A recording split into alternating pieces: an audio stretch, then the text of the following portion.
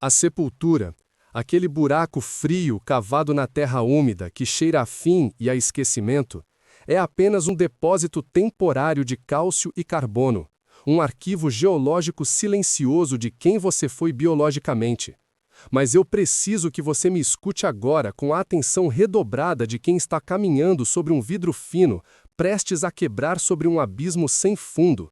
Porque a essência vibrante, aterrorizante e indestrutível de quem você realmente é, não fica lá, sob a lápide de mármore ou na caixa de madeira, nem por uma fração de milésimo de segundo sequer. A maioria das pessoas, a vasta e esmagadora maioria que caminha distraída pelas calçadas da existência, com seus fones de ouvido e telas brilhantes, acredita no mito popular, naquela canção de ninar venenosa e sedativa de que, ao fechar os olhos na morte, a alma voa imediatamente como um pássaro liberto para tocar harpa nas nuvens douradas ou desce de elevador expresso direto para o lago de fogo eterno. Mas a verdade bíblica é muito mais complexa, muito mais antiga, muito mais cheia de nuances e biblicamente aterrorizante para quem não está preparado com o mapa do território inimigo. Os cemitérios, com seus anjos de pedra e flores murchas, guardam apenas o que a terra reivindica por direito, o pó que volta ao pó numa dança química de decomposição. Mas existe um lugar de espera, um ambiente espiritual real, consciente, palpável, com geografia, atmosfera e leis próprias, localizado nas regiões inferiores do mundo espiritual, onde todos, absolutamente todos, desde o mendigo esquecido na sarjeta até o imperador mais poderoso, salvos e perdidos, aguardam o toque final da trombeta que rasgará o tecido do universo E enquanto o mundo lá fora, embriagado pelo materialismo e cego pelo brilho do agora, diz que a morte é o fim absoluto ou um sono profundo sem sonhos, a Bíblia ruge como um leão faminto dizendo que a morte é apenas a mudança violenta de endereço, uma transferência de custódia para uma sala de espera cósmica, onde o tempo não existe como você conhece, onde a eternidade começa a pressionar seu peito antes mesmo do julgamento final, e onde a realidade é tão densa que faz o concreto deste mundo parecer neblina. Eu sei que o silêncio da morte te assusta. Eu sei que você já esteve lá, parado diante daquela lápide fria em um dia cinzento, sentindo o cheiro úmido da terra revirada misturado com o perfume enjoativo e doce das coroas de flores que murcham rápido demais. E quando você perde alguém amado, a pergunta não é apenas intelectual ou teológica, ela é visceral. Ela é uma garra gelada que aperta seu estômago. Ela grita no seu travesseiro às 3 da manhã, quando a casa estala no silêncio da madrugada e a solidão parece uma entidade sentada na poltrona do quarto te observando no escuro. Você se pergunta onde ele está agora, se ele te vê, se ele sente frio naquele lugar, se ele está dormindo em um vazio escuro sem sonhos ou se está consciente, gritando ou cantando. E existe um medo paralisante, um terror noturno infantil e primitivo de imaginar nossa consciência flutuando no nada absoluto como um astronauta perdido no espaço, ou a angústia sufocante de achar que nossos entes queridos estão vagando sem rumo, como fumaça ao vento, fantasmas em uma casa vazia. Eu quero validar essa sua dor. Eu quero olhar nos seus olhos e dizer que esse medo não é falta de fé. É instinto, porque essa dor é legítima. É a prova biológica e espiritual de que Deus não desenhou o ser humano para a morte. Ele nos desenhou no projeto original do Éden para a eternidade, para a continuidade, para a vida ininterrupta. E é por isso que sua aula se contorce, se debate, esperneia e rejeita a ideia do fim como um corpo rejeita um veneno letal ou um órgão incompatível. Mas eu não estou aqui hoje como um amigo que te dá tapinhas nas costas e conselhos de biscoito da sorte para você se sentir melhor por 5 minutos. Eu estou aqui como um estrategista espiritual, um profeta do caos ordenado para rasgar o véu da ignorância com a espada afiada da palavra de Deus, para te dar a bússola precisa do território inimigo e te mostrar um mapa espiritual exato, com coordenadas e avisos de perigo, do que acontece um segundo, um milésimo de segundo depois do seu último suspiro, quando o monitor cardíaco apita aquela linha reta contínua, os médicos recuam balançando a cabeça e o lençol branco cobre seu rosto. Não confunda o veículo com o motorista. Essa é a primeira lei fundamental da guerra espiritual sobre a morte. Pois a primeira coisa que você precisa entender com as entranhas, com o espírito e não só com o cérebro, é que a morte física é um rasgo, uma amputação, uma separação violenta, cirúrgica e irreversível entre o e o imaterial. Eclesiastes capítulo 12, versículo 7, não é poesia. É um laudo técnico, cirúrgico, frio e preciso, ao declarar que o pó volte à terra como era, e o espírito volte a Deus. O que isso significa na prática?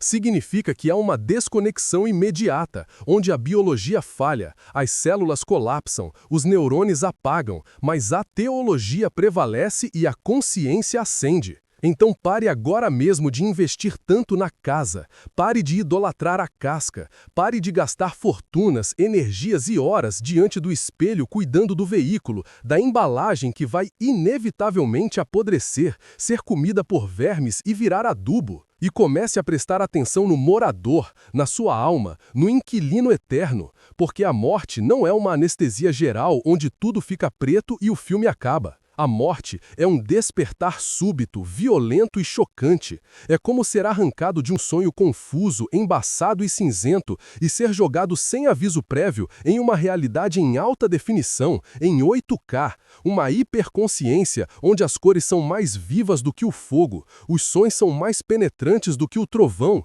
e a realidade espiritual é mais sólida, mais pesada e mais concreta do que o chão onde você pisa agora com seus sapatos de marca. Há quem ensine por aí, e talvez você já tenha ouvido isso em algum púlpito morno ou lido em algum livro de teologia superficial, que ficamos inconscientes até o juízo final, num tal de sono da alma, como se Deus nos colocasse em hibernação num freezer cósmico. Mas isso é perigoso, isso é uma heresia sedativa, é uma doutrina que age como ópio para te fazer baixar a guarda e viver uma vida medíocre, achando que terá um descanso garantido. A Bíblia mostra com clareza aterrorizante, com detalhes que deveriam tirar seu sono, que no lugar de espera, seja no Sheol hebraico das profundezas ou no Hades grego do Novo Testamento, há reconhecimento facial, há memória detalhada, há sensação tátil de dor e prazer, e há uma percepção aguda, quase insuportável do ambiente ao redor.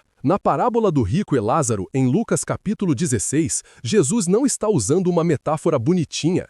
Ele não está com conto de fadas para crianças dormirem sem medo do escuro. Jesus, o dono da eternidade, está descrevendo a geografia política e espiritual do Hades. Ele está puxando a cortina do invisível para que você veja os bastidores. O texto diz que o rico morreu e foi sepultado. Ponto final na terra. Mas no inferno, ou melhor, no Hades, no lugar de tormento provisório, ele ergueu os olhos estando em dores. Note a riqueza macabra dos detalhes. Ele sentia dor física, algo análogo a ela. Ele via com olhos espirituais. Ele tinha sede, uma sede abrasadora, desesperadora, que queimava sua língua espiritual como ácido. E mais aterrorizante ainda, a memória dele não foi apagada pelo trauma da morte. Ele lembrava de Lázaro, o mendigo que ele ignorou 1000 vezes na porta de sua mansão. Ele lembrava de sua vida de luxo, dos banquetes, da púrpura e do linho finíssimo. Ele lembrava de seus 5 irmãos que ainda estavam vivos na terra, pecando e caminhando para o mesmo abismo. O que isso nos diz? O que isso grita para nós?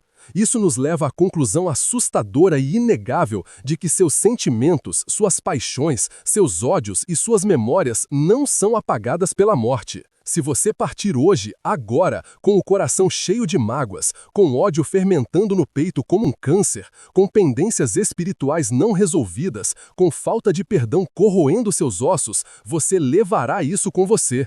Você arrastará essas correntes pesadas para o outro lado. Porque a morte não santifica ninguém.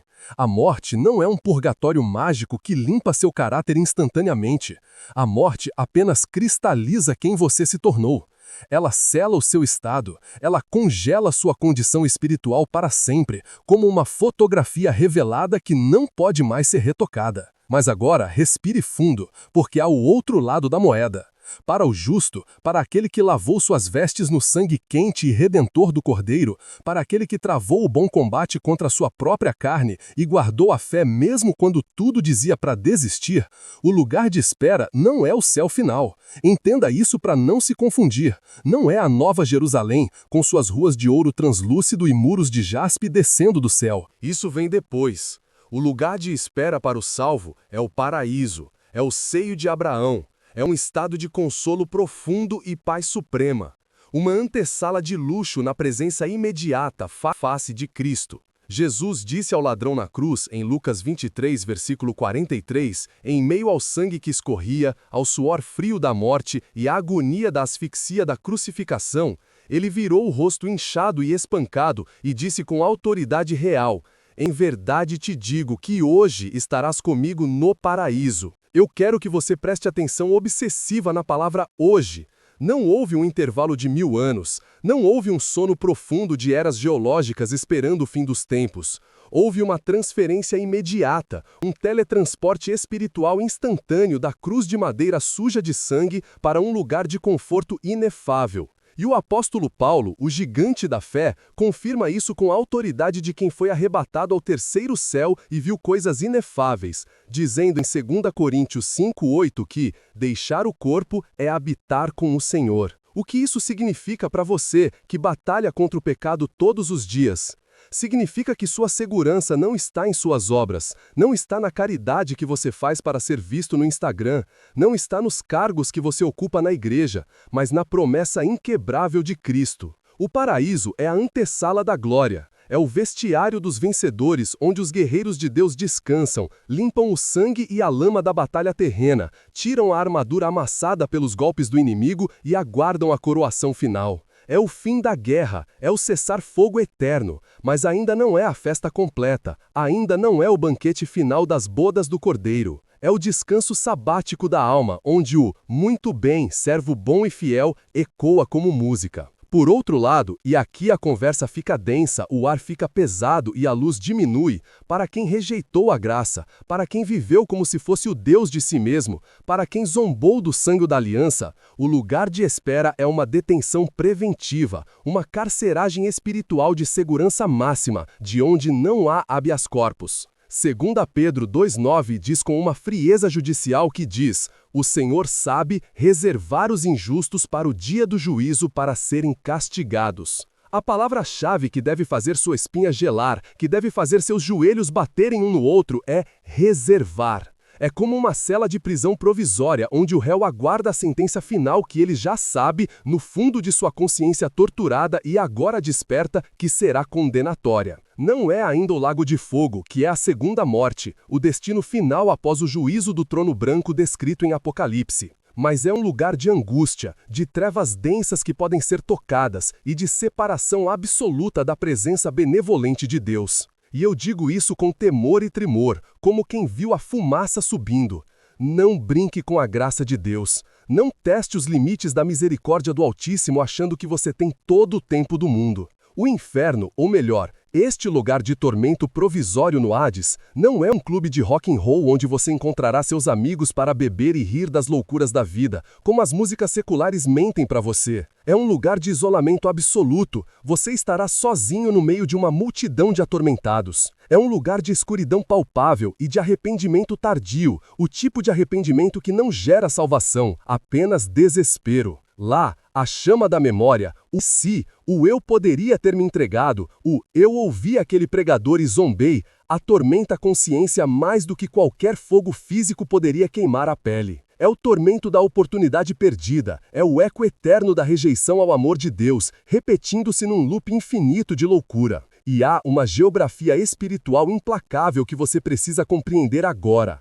Uma vez cruzada a linha da morte, uma vez que o último fôlego escapa e o coração para de bombear sangue, a mobilidade espiritual cessa. Acabou. Não há turismo entre o consolo e o tormento. Não há vistos de visita, não há pontes, não há túneis.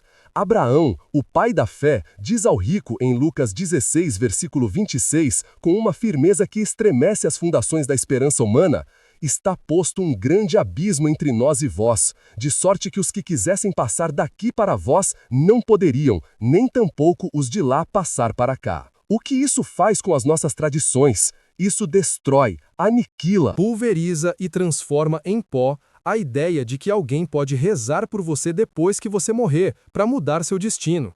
Esqueça essa teologia de esperança falsa e perigosa. A oração pelos mortos é ineficaz, é um grito no vazio, é um cheque sem fundo espiritual. A batalha é travada agora, neste exato segundo, enquanto há fôlego quente em seus pulmões, enquanto seu cérebro processa estas palavras. A sua eternidade é definida pelas escolhas brutais que você faz hoje, no caos da segunda-feira, na solidão da terça-feira, na tentação da sexta-feira à noite. Não pelas velas que acenderão para você amanhã, ou pelas missas bonitas que rezarão em sua memória, quando você já estiver do outro lado. O abismo é fixo, a geografia é imutável, a sentença é determinada pela posição do seu coração no momento exato em que a alma se desprende do corpo. E talvez você, com sua mente analítica e questionadora, pergunte: por que esperar? Por que esse intervalo? Por que não ir direto para o final de tudo, para o novo céu ou o lago de fogo? A resposta revela o valor que Deus dá à sua criação total. A obra da redenção não está completa sem o corpo. Deus não criou você para ser um fantasma, uma nuvem de gás espiritual. Ele criou você matéria e espírito. Deus valoriza a matéria que ele criou e chamou de muito boa. As almas no paraíso, embora em gozo indescritível e paz perfeita, aguardam ansiosamente, com uma expectativa elétrica, o corpo de glória. Elas aguardam a ressurreição física, pois 1 Tessalonicenses 4,16 revela com o estrondo de uma ordem militar divina que, ao som da trombeta de Deus, ao alarido do arcanjo, os que morreram em Cristo ressuscitarão primeiro. O que isso significa? Significa que a alma que estava guardada, preservada e consolada no paraíso desce com Cristo, os céus se abrem e essa alma se une a um corpo que sai da terra, um corpo transformado, incorruptível, imortal, poderoso, desenhado com a engenharia divina para viver na eternidade física na nova terra. Você não será uma assombração flutuando em nuvens tocando harpa para sempre. Isso é caricatura de desenho animado. Deus vai te dar uma farda de gala, um corpo de super-herói espiritual, um corpo que não adoece, que não cansa, que não precisa dormir, que não envelhece, que não sente dores nas juntas, para reinar com ele, governar cidades, explorar o universo e viver em um cosmos físico restaurado. A morte, portanto, é apenas o intervalo no vestiário. É o momento em que o soldado tira o uniforme de batalha sujo de lama, sangue e suor e veste o manto real de autoridade para o banquete da vitória. Escute com atenção, soldado. Você que está ouvindo minha voz agora, talvez no escuro do seu quarto, talvez no carro voltando do trabalho, sentindo o peso dessa realidade cair sobre seus ombros. Você não é um acidente biológico caminhando aleatoriamente para o nada. Você não é fruto do acaso cósmico ou da evolução cega que desemboca no vazio. Você é um espírito eterno, soprado pelo próprio Criador nas narinas de Adão, habitando temporariamente, precariamente em uma tenda de carne, que está se desfazendo, oxidando e envelhecendo dia após dia. O lugar de espera é real, tão real quanto a cadeira onde você está sentado, tão real quanto o ar que você respira. O paraíso é real, sólido e está preparado com moradas que aguardam seus donos. O tormento é real, escuro e está aguardando aqueles que amaram mais as trevas do que a luz. E a passagem, o bilhete, o passaporte irrevogável para um desses lugares está sendo carimbado agora, não amanhã, não na sua velhice, mas agora, com a vida que você leva quando ninguém vê, com as decisões que você toma no secreto do seu quarto, com o que você assiste, com o que você fala, com o que você perdoa ou deixa de perdoar e, acima de tudo, com a quem você serve de verdade, não da boca para fora, não na biografia do seu perfil social, mas no trono inegociável do seu coração. Não viva como se este mundo fosse sua casa permanente. Isso é uma ilusão de ótica do inferno. Você é um peregrino em terra estranha, um embaixador em território hostil, um viajante passando por uma neblina passageira. A morte para o cristão, para aquele que foi lavado, remido e justificado, não é um ponto final trágico, é 2 pontos, é uma pausa para a respiração antes do grito de vitória, é o início de uma explicação gloriosa, é o abrir das cortinas para o verdadeiro ato da peça face com o general dos exércitos. Com aquele que tem os olhos como chama de fogo e os pés como latão reluzente. E a pergunta fundamental, a única pergunta que importa no final das contas, que deve ecoar na sua mente como um sino, não é para onde vou geograficamente, mas com quem estarei relacionalmente. O céu não é o céu por causa do ouro ou das pérolas, o céu é o céu porque Jesus está lá. E o inferno não é o inferno apenas por causa do fogo, o inferno é o inferno porque a presença manifesta de Deus foi retirada. Se você está com Cristo hoje, andando com Ele, falando com Ele, dependendo dEle, chorando com Ele, rindo com Ele, você estará com Ele no segundo seguinte à sua morte, sem interrupções traumáticas, sem alfândegas burocráticas, sem pedágios infernais. Apenas a continuidade fluida de uma amizade eterna que começou na terra, no meio da guerra, e floresceu no céu, no meio da paz. Você entende isso? Se o Espírito Santo está testificando no seu espírito agora, fazendo seu coração queimar com uma mistura de temor e esperança, se você percebe que sua vida aqui é um campo de treinamento, um bootcamp rigoroso para a eternidade, eu quero que você assuma essa nova identidade agora. Pare de viver com o medo paralisante da morte que o mundo tem e comece a viver com a ousadia inabalável da ressurreição. Inscreva-se neste canal agora, não deixe para depois. Isso aqui não é entretenimento, é treinamento de guerra. Inscreva-se para treinar seu espírito para a realidade real, para receber as coordenadas táticas do céu e não ser pego de surpresa pelas emboscadas e mentiras do inimigo sobre o seu fim. E se você não tem medo do futuro, porque sabe quem segura sua mão, se você está convicto, ancorado e certo de que a sepultura é apenas uma porta giratória e não uma parede de concreto, declare sua vitória sobre o medo da morte nos comentários agora. Não apenas pense, escreva, materialize-se com fé, digite como um decreto de guerra contra as trevas, digite como quem finca uma bandeira no território da vida. Minha alma é eterna. Quebre as cadeias do medo que te prendem aos cemitérios emocionais. Saia da caverna do pavor. A trombeta vai tocar a qualquer momento e você precisa estar pronto, vestido e armado. Nos vemos na trincheira, onde a batalha é real, o sangue é quente, mas a vitória já foi decretada antes mesmo da fundação do mundo. A paz acabou, a guerra começou e você foi feito para vencer.